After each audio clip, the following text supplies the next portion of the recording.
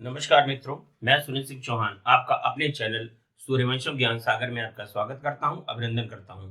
और आज हम राज्य व्यवस्था के अंतर्गत आपके लिए लेकर आए हैं महान्यायवादी। देखिए, महान्यायवादी या इंग्लिश में अटॉर्नी जनरल ऑफ इंडिया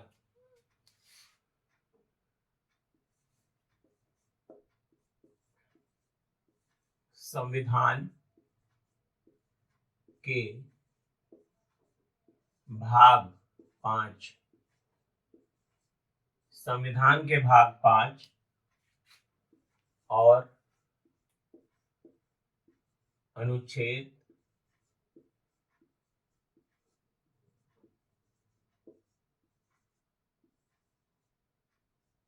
76 ये महान्यायवादी से संबंधित है। तो महान्यायवादी क्या है? एक संवैधानिक पद है। इसका संविधान में वर्णन है और कहां पर है? संविधान का भाग 5 और अनुच्छेद 76। ध्यान दीजिए, महान्यायवादी महान्यायवादी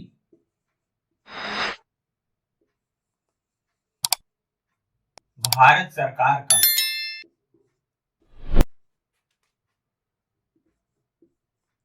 महान्यायवादी भारत सरकार का प्रथम विधि अधिकारी होता है। प्रथम विधि अधिकारी होता है।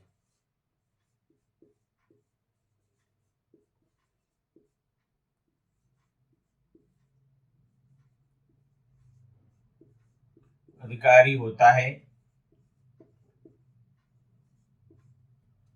तो भारत सरकार का प्रथम लॉ ऑफिसर या विधि अधिकारी कौन होता है? वो होता है महान्यायवादी, अनुच्छेद 76 के तहत। अनुच्छेद 76(1) के अनुसार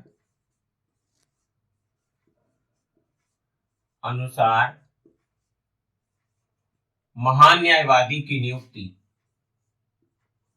महान्यायवादी की नियुक्ति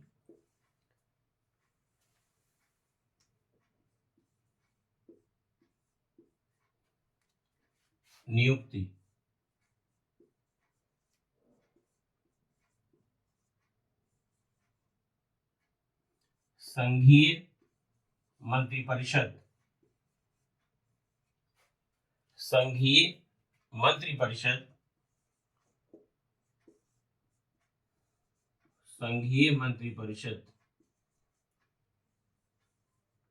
की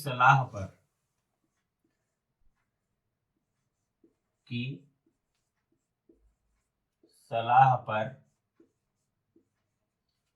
राष्ट्रपति द्वारा की जाती है।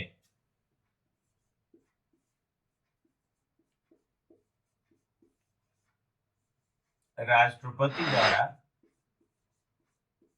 की जाती है।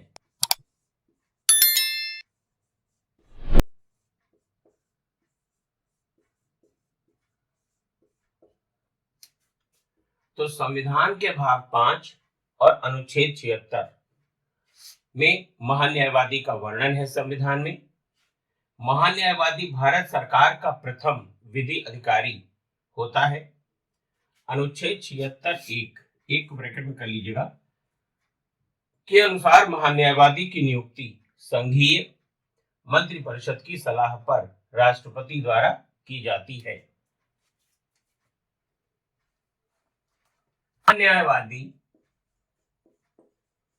महान्यायवादी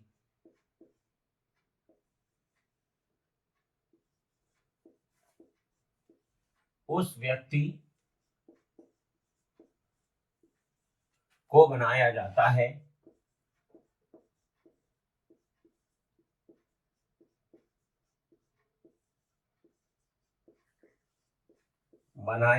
है जो सर्वोच्च न्यायालय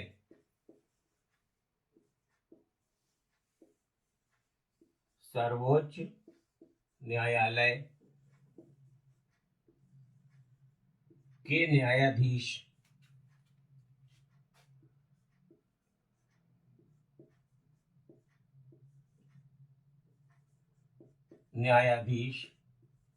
बनने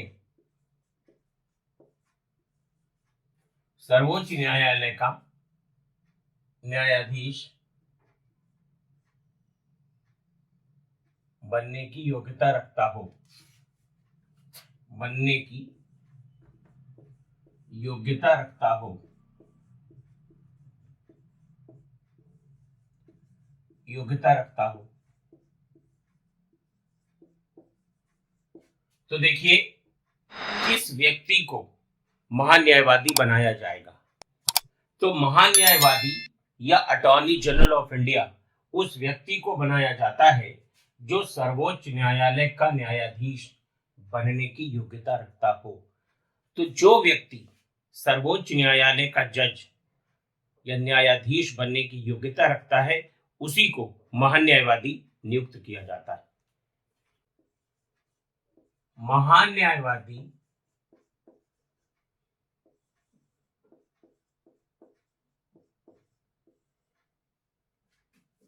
राष्ट्रपति के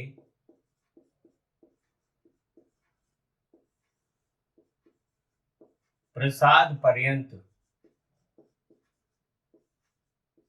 राष्ट्रपति के प्रसाद पर्यंत कार्य करता है,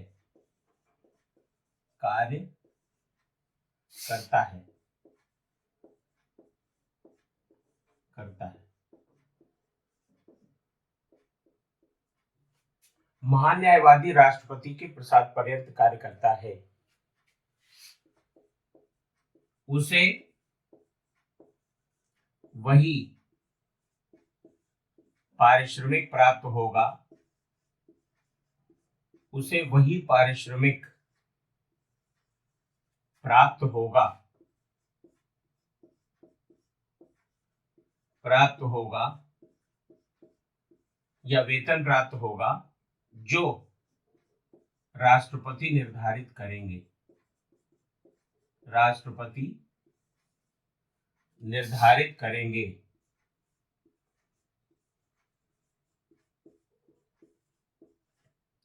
राष्ट्रपति निर्धारित करेंगे। तो महान्यायवादी राष्ट्रपति के प्रसाद पर्यंत कार्य करता है, उसे वही पारिश्रमिक या वेतन प्राप्त होगा जो राष्ट्रपति निर्धारित करेंगे। महान्यायवादी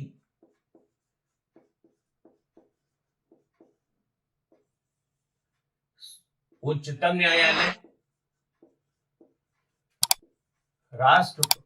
महान्यायवादी उच्चतम न्यायालय और उच्च न्यायालय, उच्च न्यायालय,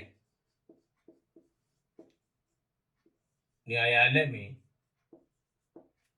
भारत सरकार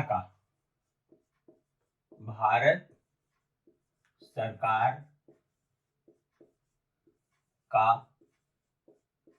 प्रतिनिधित्व करते हैं,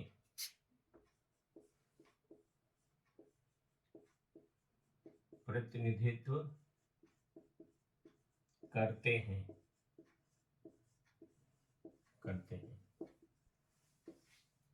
तो महान्यायवादी उच्चतम न्यायालय अर्थात सुप्रीम कोर्ट और उच्च न्यायालय अर्थात हाई कोर्ट में भारत सरकार का प्रतिनिधित्व करते हैं।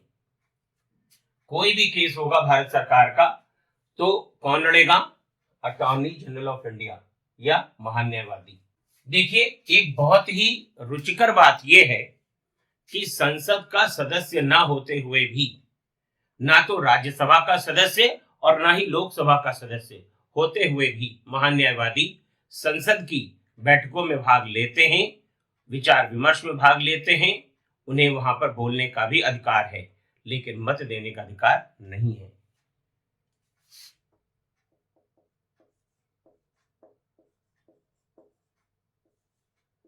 संसद के सदस्य न होने पर भी वह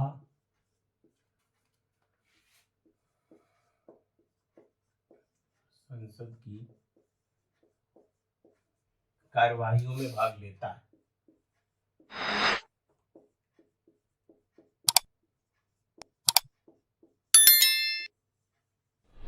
कार्यवाहियों में भाग लेता है।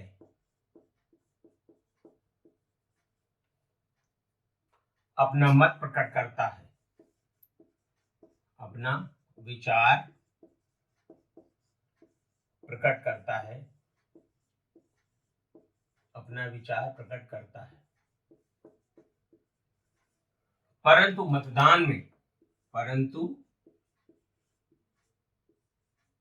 मतदान की स्थिति में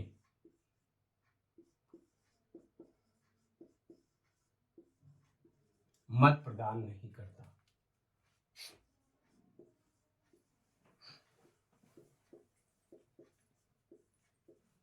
मत प्रदान नहीं करता।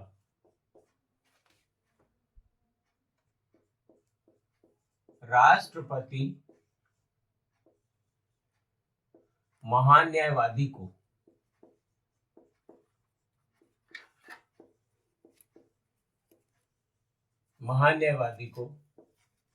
किसी भी समय हटा सकते हैं। किसी भी समय हटा सकते हैं।